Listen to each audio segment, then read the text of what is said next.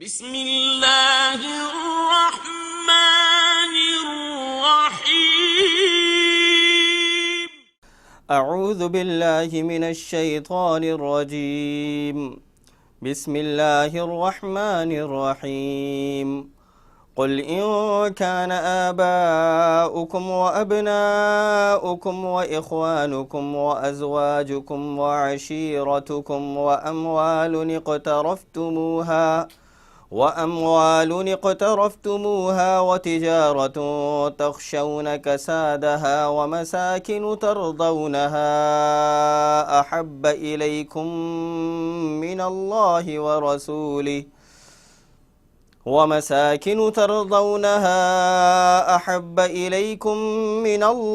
ورسوله وجهاد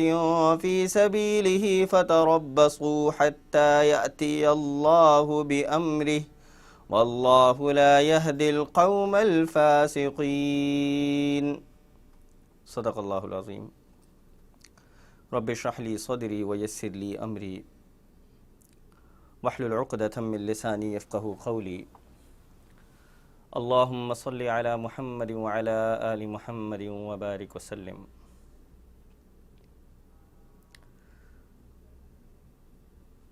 یہ اللہ رب العالمین کا شکر اور احسان کہ اس نے ہمیں انسان پیدا کیا، اس نے ہمیں مسلمان بنایا۔ یہ اس کا شکر اور احسان ہے کہ ہم جس گھر میں پیدا ہوئے، ہمارے ماں باپ، ہمارے بہن بھائی، ہمارے بیوی بچے، ہماری اولاد، یہ رشتہ دار، یہ عزیز و اقارب، ان سب کے ساتھ بڑی ایک محبت والی زندگی ہم سب گزار رہے ہیں۔ یہ اس کا شکر اور احسان ہے۔ اور پھر جب انسان اس دنیا میں اپنی زندگی گزارتا ہے تو بہت سے ایسے لوگ ہیں جن سے ان کی قربت ہو جاتی ہے، ان سے ان کو محبت ہو جاتی ہے، اور بعض اوقات ان رشتوں کے لیے وہ اپنی جان قربان کرنے کے لیے تیار رہتا ہے۔ بھئی یہ مثال تو سب کے سامنے ہے کہ جب ماں اپنے بچے کو دیکھتی ہے اور وہ بچہ بیمار ہو تو اکثر ماں کہتی ہے کہ یا اللہ میری جان اس بچے کو لگ جائے، میری زندگی اس بچے کو لگ جائے۔ یہ محبت۔ اور پھر بعض اوقات اولاد اپنے والدین سے شدید محبت کر رہی ہوتے ہیں اور یہ پورا گھرانہ ہے۔ اور پھر بعض لوگ ایسے ہوتے ہیں کہ ان اولاد اور پوری جو فیملی اسٹرکچر ہے اس کے ساتھ ساتھ ان کے ساتھ کچھ اور محبتیں بھی ہو جاتی ہیں، جن کے ساتھ سارا دن وقت گزارتے ہیں، صبح سے لے کر رات تک اپنے کاروبار میں لگے رہتے ہیں۔ اس کاروبار سے اتنی محبت ہو جاتی ہے کہ دن اور رات ایک کر دیتے ہیں۔ اور بعض اوقات بعض لوگ، ان کی زندگی کا مشن یہ ہوتا ہے کہ وہ بڑا اچھا عالی شان گھر بنا لیں، ان کی اولاد اس کے اندر رہے، ان کی فیملی جو ہے وہاں پر سکون کا سانس لے سکے اور پھر خوشی میسر آ سکے۔ اب یہاں پر قرآن کے اندر ایک بات آئی اور بڑی دل دہلا دینے والی بات ہے، اس کے اندر کوئی شک اور شبہ نہیں ہے۔ آئے اب ہم سنتے ہیں کہ قرآن ہم سے یہ کیا کہتا ہے۔ قرآن نے کہا قل، اے نبی صلی اللہ علیہ وسلم ان سب سے یہ بتا دیجئے، ان کو کہہ دیجئے، ان کو سنا دیجئے، اعلان فرما دیجئے کیا کہ ان کان آباؤکم و ابناؤکم و اخوانکم و ازواجکم و عشیرتکم۔ ہاں، بڑی ایک عجیب سی کیفیت میں انسان آ جائے کہ جب یہ اعلان سنے کہ اے نبی صلی اللہ علیہ وسلم ان سے کہہ دو کہ اگر تمہارے باپ، آباؤکم و ابناؤکم، یہ جو تمہارے بیٹے ہیں، تمہارے بھائی، و اخوانکم و ازواجکم، اور تمہاری بیویاں، وعشیرتکم، اور وہ سارے وہ عزیز و اقارب جو تمہارے گرد ہر وقت اکٹھے رہتے ہیں، جو تمہارے دکھ سکھ کے اندر بھی بعض اوقات تمہارے ساتھ ہوتے ہیں، واموال اقترفتموها، قرآن یہ کہتا ہے کہ اور تمہارے وہ مال جو تم نے کمائے ہیں۔ پھر قرآن کہتا ہے وَتِجَارَةٌ تَخْشَوْنَ كَسَادَهَا، اور وہ تمہارے کاروبار جن کے مان پڑ جانے کا تمہیں خوف ہے، وَتِجَارَةٌ تَخْشَوْنَ كَسَادَهَا وَمَسَاكِنُ تَرْضَوْنَهَا، اور یہ بڑے بڑے عالیشان بنگلے، کوٹھیاں، تمہارے بڑے بڑے یہ گھر جن کو تم بناتے ہو اور اس میں خوش و خرم زندگی گزارنے کے لیے قرآن ہم سے یہ کہہ رہا ہے کہ وہ گھر جو تم کو پسند ہیں. بھائی بڑا گھر کس کو نہیں پسند ہوتا؟ سبھی بنا رہے ہوتے ہیں. اب ذرا اس کانٹیکسٹ کو سمجھیے گا کہ تمہارے باپ، تمہارے بیٹے، تمہارے بھائی، تمہاری بیویاں، تمہارے عزیز و اقارب، تمہارا وہ جو کاروبار، تمہارا بزنس جس کے لیے تم صبح سے لے کر رات تک کولوں کے بیل کی طرح کام کرتے ہو، اور وہ مشن زندگی کا کہ تم نے ایک بڑا عالیشان گھر بنا دینا ہے، یہ ساری چیزیں مل کر اللہ رب العالمین فرماتا ہے احب الیکم من اللہ ورسولہ، کہ اگر یہ ساری چیزیں مل کر تمہیں ان ساری چیزوں سے زیادہ محبت ہو گئی ہے اللہ اور اس کے رسول کے مقابلے میں، احب الیکم من اللہ ورسولہ وجہاد فی سبیلہ، اور ہاں اس کے راستے میں نکلنے کے لیے، اس کے راستے میں جد و جہد کرنے کے لیے، تو فتربصوا، یاد رکھنا اللہ رب العالمین جو ہے تو پھر تم اس وقت کا کہ جب تم اللہ رب العالمین کے سامنے، ہمارے سامنے حاضر ہوگے، فتربصوا، اس وقت کا تم انتظار کرتے رہنا. ہاں انتظار کرنا. اس دنیا کی زندگی کے اندر تمہیں پورا وقت تھا، تم نے ان سب سے اپنی محبت کرتے رہے، تو اس کا مطلب یہ ہوا کہ سن لو کہ ان ساری چیزوں کی جو محبت ہے، ان سب چیزوں کی محبت صرف اللہ اور اس کے رسول صلی اللہ علیہ وسلم کی محبت کے ذیل میں آتی ہیں. بھئی مجھے اپنے باپ سے محبت ہے، مجھے اپنی ماں سے محبت ہے، اولاد اور اپنے عزیز و اقارب سے محبت ہے، تو یہ ساری محبتیں کس کے ذیل میں آئیں گی؟ کہ اللہ کے نبی صلی اللہ علیہ وسلم نے فرمایا لا یؤمن احدکم حتی اکون احب الیہ من والدی وولدی والناس اجمعین، تم میں سے کوئی شخص مومن نہیں ہو سکتا اس وقت تک جب تک کہ میری ذات، میں اسے اس کے والدین، اس کی اولاد اور سب لوگوں سے بڑھ کر محبوب نہ ہو جاؤں. تو یہ ساری کی ساری جو چیزیں ہیں وہ نبی صلی اللہ علیہ وسلم کی محبت کے اندر پوشیدہ ہیں. اور نبی کی محبت کس لیے؟ نبی کی محبت اللہ رب العالمین کی محبت حاصل کرنے کے لیے، اس کی رضا کے لیے، اس کی خوشنودی کے لیے. اور پھر اللہ کے نبی کی محبت تو بڑے جو اللہ والے ہوتے ہیں ان کو نصیب ہوتی ہے. بھائی یہ چلتے پھرتے لوگ اگر ان کے دل میں اللہ اور اس کے رسول کی محبت نہیں ہے تو یہ چلتے پھرتے مردہ ہیں، یہ چلتی پھرتی لاشیں ہمارے معاشرے میں گھوم رہی ہیں، ہمیں اس کا ادراک نہیں ہے. ذرا اس کو سوچیں کہ ایک وہ وقت تھا کہ جب مسلمان ساری دنیا کے اوپر، اب آپ کہہ رہے ہیں، اب سوچ رہے ہوں گے کہ بھئی یہ ہر چیز میں ساری دنیا کہاں آ جاتی ہے، لیکن ہاں حقیقت تھی اور حقیقت رہے گی کہ ساری دنیا کے اوپر مسلمانوں کا غلبہ تھا. اور جو نون کنٹریز تھے اس زمانے کے جو وہ ممالک تھے، جو معلوم ممالک تھے، ان کے اوپر مسلمانوں کی حکومت قائم ہو چکی تھی. ہاں ایک وقت ایسا آیا کہ پھر انتشار کا وقت شروع ہوا، لیکن یہاں پر جب محبت کی بات ہو اور اس محبت کے تذکرے کے اندر بلال حبشی رضی اللہ تعالیٰ عنہ ان کی بات کرتے ہیں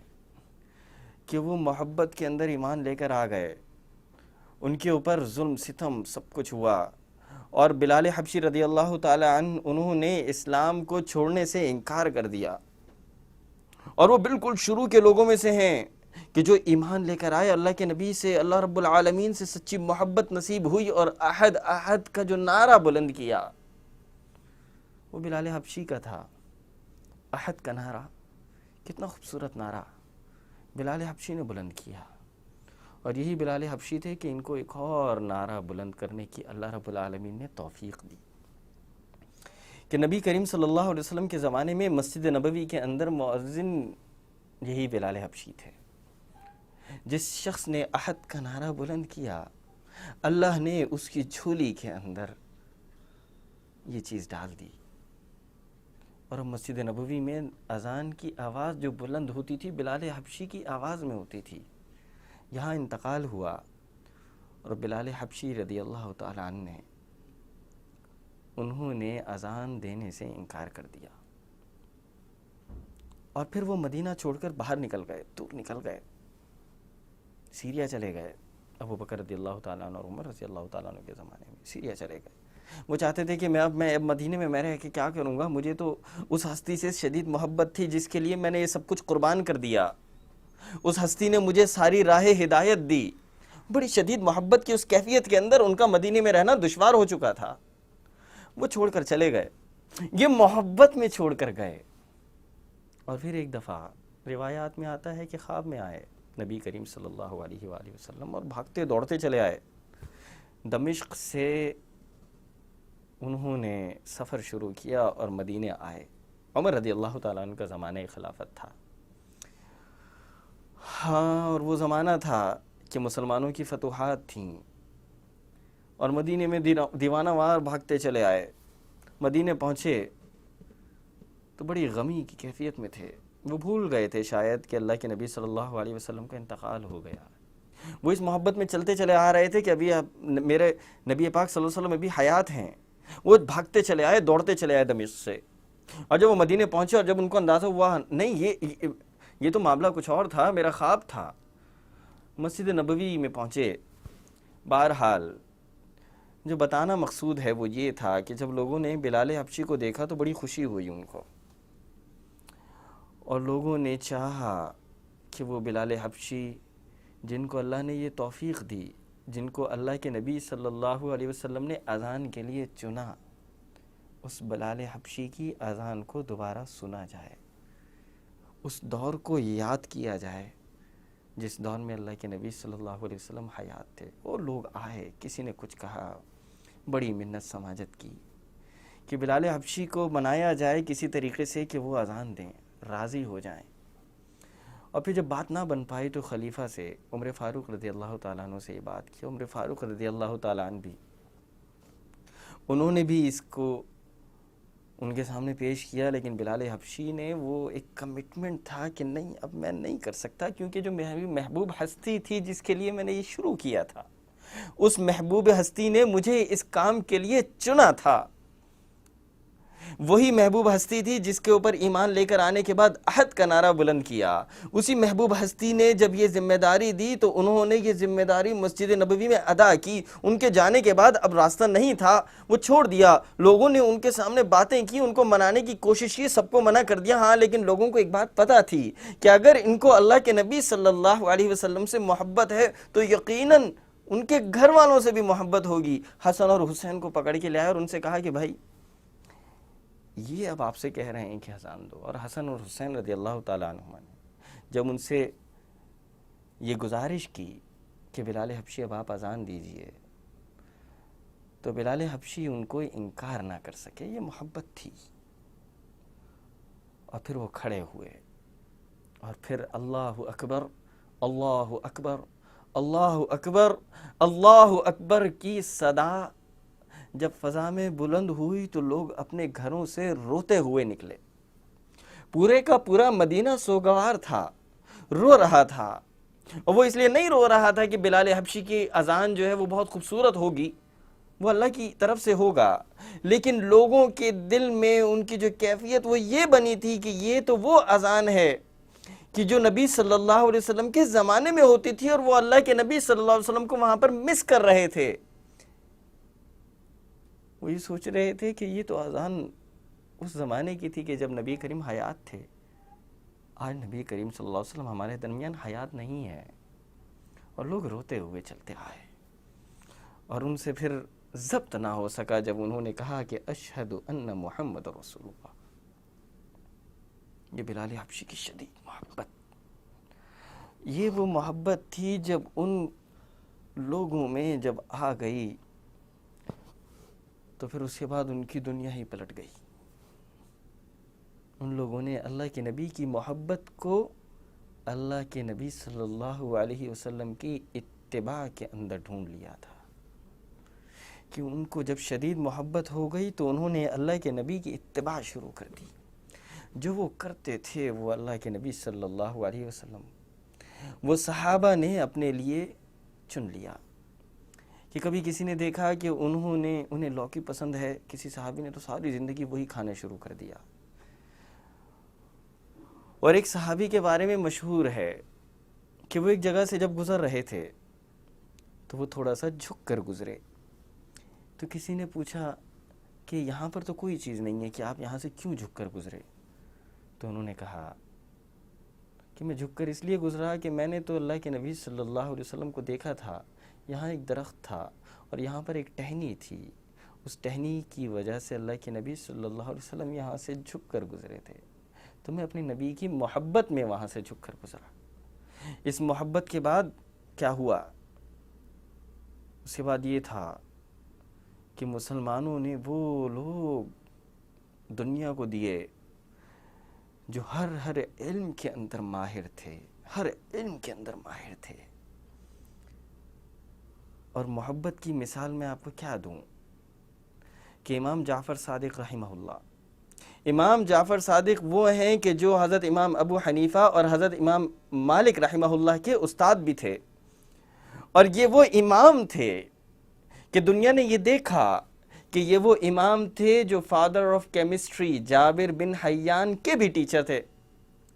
تو دنیا نے یہ دیکھا کہ مسلمانوں نے وہ رہنما دنیا کے سامنے دیے جو نہ صرف دین کے اندر ماہر تھے، وہ دنیا کے علوم میں بھی ماہر تھے. یہ محبت کی وہ کیفیت تھی. اور پھر آج جو مسلمانوں کے ساتھ جو یہ معاملات ہیں، آج اگر لوگوں کو یہ بات پتہ ہے کہ ان مسلمانوں کو اللہ کے نبی سے محبت ہے، ان مسلمانوں کے اندر اگر کوئی ایسی چیز ہے جس کی بنیاد پر یہ سارے کے سارے مسلمان جمع ہو جاتے ہیں تو وہ اللہ کے نبی صلی اللہ علیہ وسلم کی ذات ہے، اس کے اوپر سارے کے مسلمان آج بھی سارے کے سارے مسلمان جمع ہو جاتے ہیں. اور آپ نے دیکھا ہوگا پچھلے 10-12 سالوں میں یہ کئی دفعہ اس کے اوپر حملہ ہوا. اور ہاں، میں آپ کو ایک اور مثال بتاؤں کہ میں جب سویڈن میں تھا، یہ سن 2010 کی بات ہے، تو ہماری یونیورسٹی میں ایک ملعون شخص جس کا نام لارس وکس تھا، اسے کسی نے لیکچر دینے کے لیے بلایا. اب اس لارس وکس کو، جس نے نبی کریم صلی اللہ علیہ وآلہ وسلم کی ذات کے اوپر کچھ حملے کیے، اور آپ کو یہ بات پتہ ہوگی کہ بعض ممالک کے اندر یہ چیز ہے کہ وہاں پر فریڈم آف اسپیچ، جہاں پر جو شخص جو بات کہنا چاہے وہ کہہ سکتا ہے، اور ان لوگوں نے اس کا فائدہ اٹھاتے ہوئے اللہ کے نبی صلی اللہ علیہ وسلم کی ذات کے اوپر حملے کیے. بہرحال ہماری یونیورسٹی کے اندر اسے بلا رہے ہیں. جب بلایا جانے لگا تو ہم مسلمان اسٹوڈنٹس جو وہاں پر تھے، تو ہم لوگ مل بیٹھ کر یہ بات سوچی کہ یار کیا کیا جائے. اور ہم تک یہ خبر چند ہمارے ان دوستوں نے پہنچائی کہ جن کے بارے میں ہم یہ سمجھتے تھے کہ یار ان کا تو ایمان اب ختم ہو چکا ہوگا، مطلب یہ کیفیت وہاں پر بن چکی تھی. بہرحال ان لوگوں نے یہ بات بتائی کہ یار اللہ کے نبی صلی اللہ علیہ وسلم کی ذات پر جس شخص نے حملہ کیا ہے اسے یونیورسٹی کے اندر لیکچر دینے کے لیے بلایا جا رہا ہے، بھائی کچھ کرو. وہ لوگ کہ جو شراب اور دیگر معاملات کے اندر ملوث تھے، وہ لوگ اللہ کے نبی صلی اللہ علیہ وسلم کی محبت لے کر لوگوں کے سامنے آ رہے ہیں کہ بھائی دیکھو یار اس کے اوپر کچھ کرو، یہ کیا ہو رہا ہے. مطلب ہم جس یونیورسٹی میں پڑھ رہے ہیں وہاں پہ یہ کام ہوگا. اور پھر ہم لوگ 30-32-35 طلبہ جمع ہوئے، اور ایک دن ہم لوگ بیٹھے، اور مجھے یاد ہے کہ جب ہم لوگ جانے لگے تو میرے ساتھ ایک ہمارے مراکش کے مسلمان ساتھی تھے اور ایک ہمارے پاکستان کے ایک اور بھائی تھے. تو ہم جب گھر سے نکلنے لگے تو ہم نے یہ بات سوچی کہ یار یہ جو پروٹیسٹ ہم لوگ جو کرنا شروع کر دیتے ہیں ہر چیز میں، یار کوئی ایسی نئی چیز ہو کہ جس کی وجہ سے ہم مسلمانوں کو یہ میسج دے سکیں کہ یار کوئی اور بھی طریقہ ہو سکتا ہے. تو ہم 30-32 طلبہ وہاں پہ جمع ہوئے مختلف ممالک کے تھے، تو ہم لوگوں نے یہ بات سوچی کہ ایسی بات ان سے کی جائے کہ جو ان کو بھی اپیل کرے، یونیورسٹی انتظامیہ سے ایسی بات کی جائے جو ان کو بھی اپیل کرے۔ ہم لوگوں نے ایک لیٹر لکھا، 30-32 اسٹوڈنٹس کے سائن ہوئے۔ وہ لیٹر آج بھی میں جب پڑھتا ہوں تو بڑی خوشی ہوتی ہے کہ اس وقت کے جو مسلمان جو طالب علم تھے انہوں نے کیا بات کی۔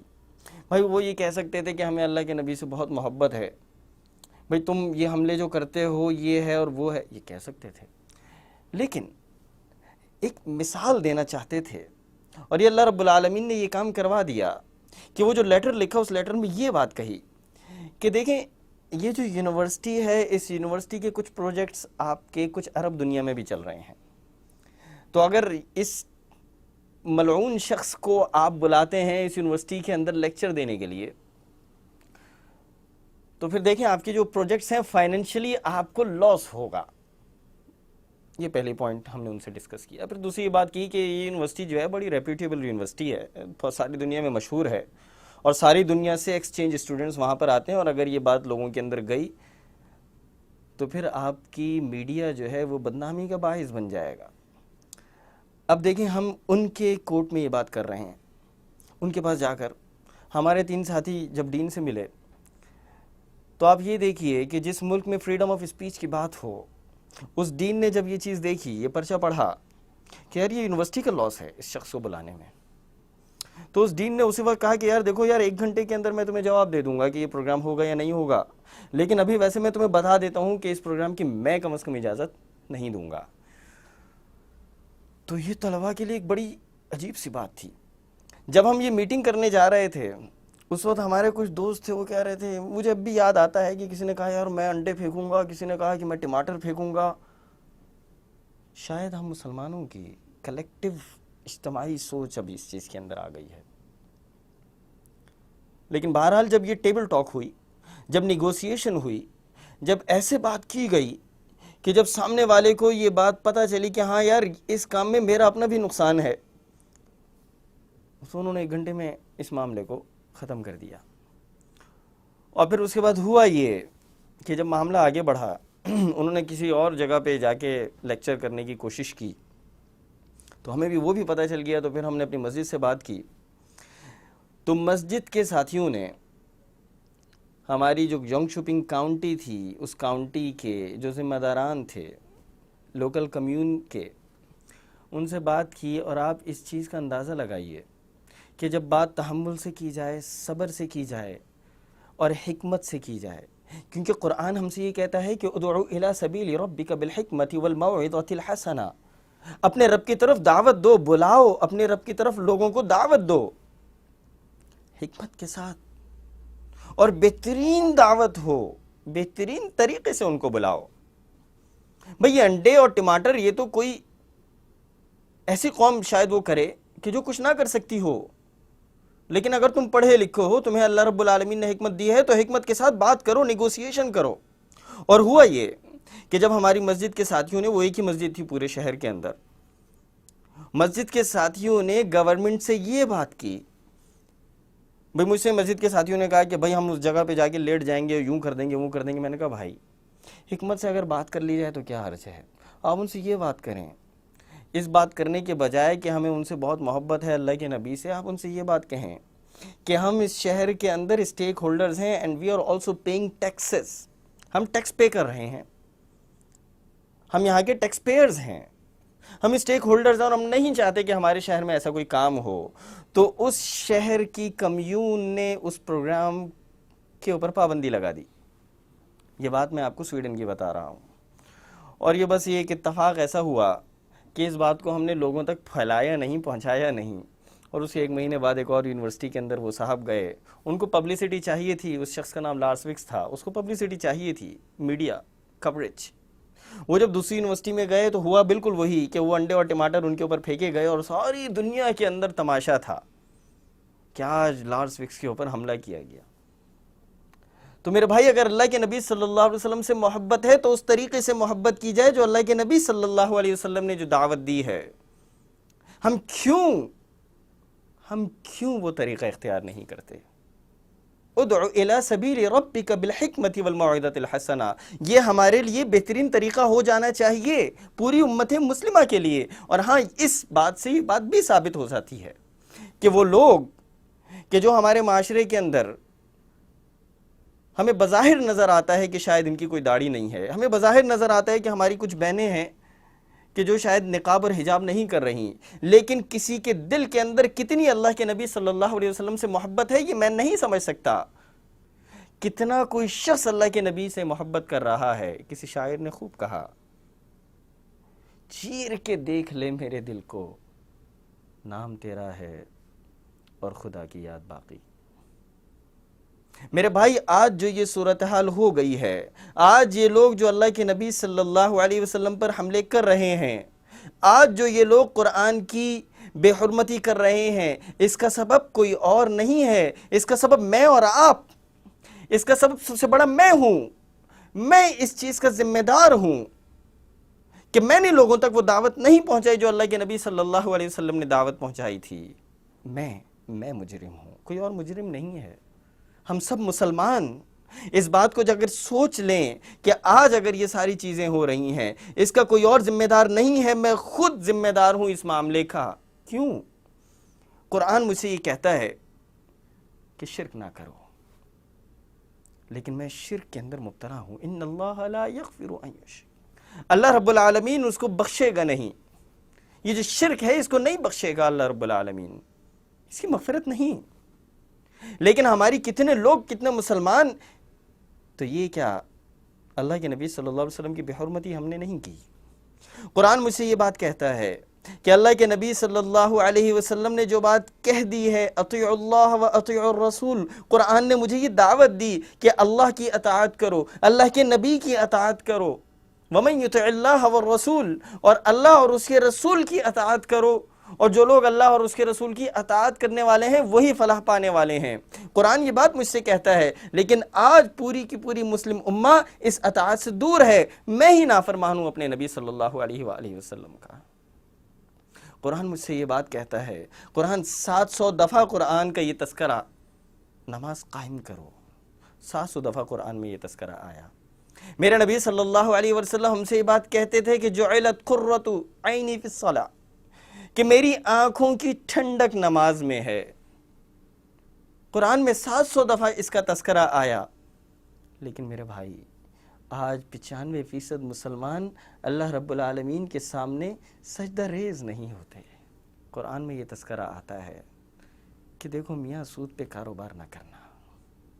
اور دیکھو جو سود پہ کاروبار کرے گا فَأْذَنُوا بِحَرْبٍ مِّنَ اللَّهِ وَرَسُولِهِ، کہ یہ سمجھ لو کہ اللہ اور اس کے رسول سے تم جنگ کر رہے ہوگے۔ پوری کی پوری امت، بحیثیت امت، ہم لوگ شاید اب اس دلدل میں پھنس چکے ہیں۔ یہ کون سی محبت ہے اللہ کے نبی صلی اللہ علیہ وسلم سے؟ قرآن مجھ سے کہتا ہے لا تقربوا الفواحش، فواحش کے قریب بھی نہ جاؤ، اور ہم سب لوگ اس میڈیا کی جنگ کے اندر فواحش کے اندر مبتلا ہیں۔ قرآن مجھ سے کہتا ہے کہ لا تقربوا الزنا، زنا کے قریب بھی نہ جاؤ، لیکن امت جو ہے وہ اس کے اندر مبتلا ہوتی چلی جا رہی ہے۔ قرآن مجھ سے کہتا ہے کہ یہ انما الخمر والمیسر والانصاب والازلام رجس من عمل الشیطان، یہ جو شراب، جوا اور یہ ساری جو چیزیں ہیں یہ سب کے سب شیطان کا عمل ہے، فاجتنبو، ان سے دوری اختیار کرو، ان سے بچو۔ لیکن امت کا ایک بہت بڑا طبقہ اس کے اندر مبتلا ہو چکا ہے۔ اور ہاں، قرآن مجھ سے ایک اور بات کہتا ہے، اور اللہ کے نبی صلی اللہ علیہ وسلم نے بارہا اس کا تذکرہ کیا، بارہا کئی احادیث میں یہ بات آئی کہ اپنی ماں اور اپنے باپ کے ساتھ حسن سلوک اختیار کرو۔ قرآن نے کہا کہ وَبِالْوَالِدَيْنِ احسانا، اپنے والدین کے ساتھ حسن سلوک اختیار کرو۔ لیکن آج میں نے تو خود دیکھا کہ کتنی لڑکیاں ایسی ہیں کہ جنہوں نے اپنی ماؤں کو مارا، کتنے نوجوان لڑکے ایسے کہ جو اپنے والد پہ، اپنے باپ پہ ہاتھ اٹھانے والے بن گئے۔ تو میں کیا نافرمانی نہیں کر رہا؟ کیا ہم بحیثیت قوم، امت مسلمہ، اللہ کے نبی صلی اللہ علیہ وسلم کی نافرمانی نہیں کر رہے؟ کیا ہم قرآن کی بے حرمتی نہیں کر رہے؟ تو یہ عشق اور محبت کا تقاضا یہ ہے کہ اللہ کے نبی صلی اللہ علیہ وسلم سے اگر مجھے محبت ہے تو اس مشن سے میں محبت کروں جو اللہ کے نبی صلی اللہ علیہ وسلم کا مشن تھا، میں اس مشن میں لگ جاؤں، اس کی خدمت میں لگ جاؤں جو اللہ کے نبی صلی اللہ علیہ وسلم جس چیز کی خدمت کے اندر لگے ہوئے تھے۔ اور ہاں، قرآن یہ بات اللہ کے نبی کے بارے میں کہتا ہے کہ لعلک باخع نفسک علی آثارہم، آپ لوگوں کے بارے میں اتنا پریشان نہ ہوں، یہ لوگ اگر ایمان لے کر نہیں آتے، آپ اپنی جان کے اوپر ظلم نہ کریں۔ لیکن اللہ کے نبی صلی اللہ علیہ وسلم کی یہ محبت تھی کہ لوگوں کے بارے میں سوچتے تھے، ایمان لے آئیں، کاش یہ اللہ رب العالمین کو سمجھنے والے، اس کی عبادت کرنے والے بن جائیں۔ میرے بھائی، اگر آج ہمیں اللہ کے نبی صلی اللہ علیہ وسلم سے سچی محبت ہے تو آج ہم اس مشن کے اندر لگ جائیں جو مشن اللہ کے نبی صلی اللہ علیہ وسلم کا مشن تھا۔ اور یہ کسی شاعر نے یہ بات بڑی اچھی کہی کہ تو ادھر ادھر کی نہ بات کر، تو ادھر ادھر کی نہ بات کر، یہ بتا کہ قافلہ کیوں لٹا، مجھے راہزنوں سے گلا نہیں، تیری راہبری کا سوال ہے۔ اور پھر ان ساری چیزوں کے بعد سمجھ میں تو یہی آتی ہے کہ اس گھر کو آگ لگ گئی گھر کے چراغ سے۔ اور اس میں اب یہ سمجھنے کی اب یہ بات ہے کہ آج اگر ان لوگوں نے اللہ کے نبی صلی اللہ علیہ وسلم کی ذات کے اوپر یہ حملہ کیا تو ان کو موقع تو میں نے اور آپ نے دیا۔ ہم لوگ ان ساری چیزوں کے اندر جو لگ گئے، ان ساری چیزوں کے جو اللہ کے نبی صلی اللہ علیہ وسلم کے اور جو قرآن کے احکامات تھے، جو قرآن اور صاحب قرآن نے ہم سب کو دیے، تو میرے بھائی اس کا موقع تو میں نے اور آپ نے دیا۔ اس پورے تمام معاملات کی ذمہ دار کوئی اور نہیں، میں اور آپ ہیں۔ اگر آج اللہ کے نبی صلی اللہ علیہ وسلم سے سچی محبت کا ہم دعویٰ کرتے ہیں، اگر ہم سچی محبت کا دعویٰ کرتے ہیں تو ان ساری چیزوں کو اپنی زندگی کے اندر ہم لے آئیں، اس مشن کے اوپر ہم کام کرنا شروع کر دیں جو اللہ کے نبی صلی اللہ علیہ وسلم نے رہتی دنیا کے لیے وہ امر کر کے چلے گئے۔ اور یہ مشن میرے اور آپ کے لیے، رہتی دنیا کے لیے ایک امر نسخہ ہے، اس میں زندگی ہے۔ اس زندگی کے اندر اگر آپ کو ایک اور بات بتا دی جائے کہ قرآن مجھ سے ایک بڑی کھلی بات کرتا ہے، ایک نسخہ ہے، یہ سمجھ لیجئے گا، اور اس کے بعد پھر کوئی اور ایسی چیز نہیں ہے کہ جس کو سمجھانے کی بات آئے۔ قرآن ہم سے یہ بات کہتا ہے کہ فَلَا وَرَبِّكَ، اللہ رب العالمین یہاں پہ قسم کھا کر کہتے ہیں لا یؤمنون، تمہارے رب کی قسم کہ یہ لوگ مومن نہیں ہو سکتے، حتی یحکموک فیما شجر بینہم، اس وقت تک نہیں ہو سکتے کہ جب تک کہ اللہ کے نبی صلی اللہ علیہ وسلم یعنی آپ نے جو حکم فرمایا ہے اس حکم کو اپنے معاملات کے، اپنے لڑائیوں کے، اپنے ایک دوسرے کے درمیان کے جو واقعات ہیں، جو آپ کا حکم ہے وہاں پر وہ اسے نافذ نہ کر دیں، اس وقت تک یہ مومن نہیں ہو سکتے۔ اور ہاں، اس کے بعد ایک اور بات کہی کہ ثم لا یجدوا فی انفسہم حرجا مما قضیت، کہ اس کے بعد پھر دل کے اندر یہ بات بھی نہ ہو کہ یہ جو میں نے عمل کیا ہے اس کی دل کے اندر تھوڑی سی بھی یہ حرج نہ آئے کہ بھائی اس کام کرنے کے بعد کوئی نقصان مجھے ہو گیا ہوگا۔ میرے بھائی، یہ اللہ رب العالمین نے اللہ کے نبی صلی اللہ علیہ وسلم سے عشق اور محبت کا تقاضا بتا دیا۔ آج اگر مجھے اللہ کے نبی صلی اللہ علیہ وسلم سے عشق ہے تو میں اپنے والدین کے ساتھ حسن سلوک اختیار کروں۔ آج اگر مجھے اللہ کے نبی صلی اللہ علیہ وسلم سے عشق ہے تو میں اپنی نمازوں کے اندر پابندی اختیار کروں۔ آج اگر مجھے اللہ کے نبی صلی اللہ علیہ وسلم سے عشق اور سچی محبت ہے تو پھر وہ تمام معاملات جو قرآن مجھے اس دنیا کے لیے کرنے کے لیے، عمل ہونے کے لیے بتاتا ہے، اس کے اوپر میں عمل کرنے لگ جاؤں۔ ہاں، یہی سچی محبت ہے، اسی کے اندر زندگی ہے۔ اور پھر قرآن یہ بات بھی کہتا ہے کہ النبی اولا بالمؤمنین، یہ جو نبی کی ذات ہے یہ سارے یہ تو سب سے اولا ہے۔